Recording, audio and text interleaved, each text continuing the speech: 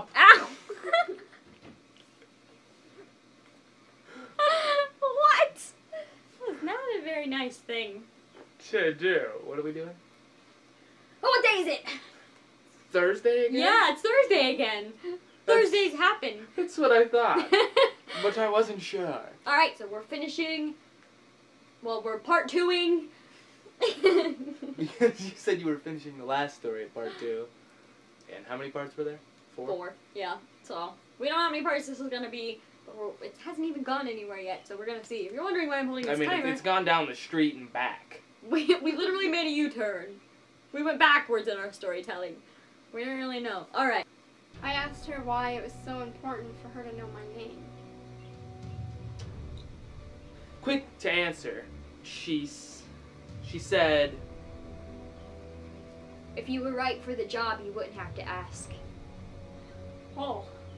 Whoa. Whoa! Not knowing what the job she was talking about was, and not knowing what I might have just gotten myself into, I apologized for distracting her and began to walk quickly down the sidewalk. As I was walking away, I heard her say my name. What?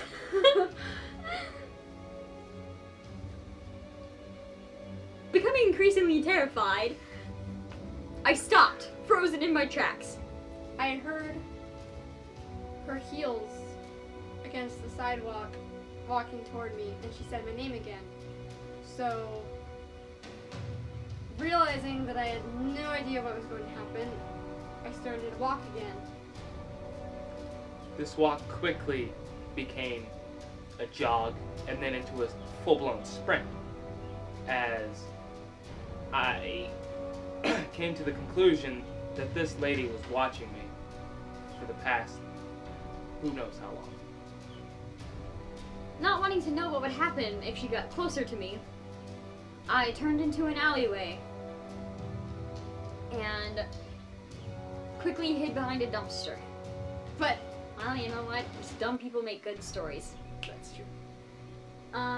Nobody smart ever made a good story. So then I called 911 and then the police came and saved my life, and that was the end. That's what a smart person would do. But we're not smart. I listened for her heels, and then they stopped, and there was silence for a while, and for the longest time. So I went to investigate and saw that she wasn't there, which was strange because I never heard a car pull up to pick her up. Huh. I looked around, hesitant and quite terrified.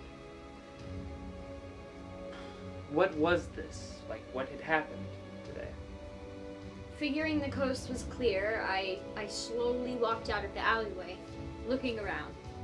There were no signs of the limo, no signs of the lady in the red dress. So,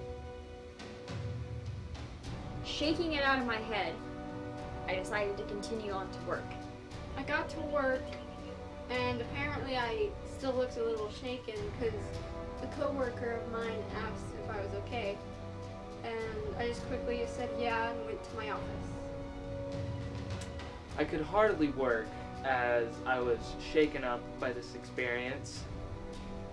And The day went by fairly quickly, lost in my own thoughts, even though I got nothing done. So, on my walk home, just like always, I stopped at the nearest cafe to get myself a cup of coffee.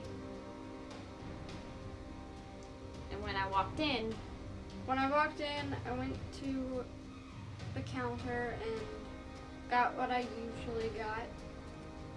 And then when I was going to my usual seat, the woman in the red dress was sitting there waiting for me.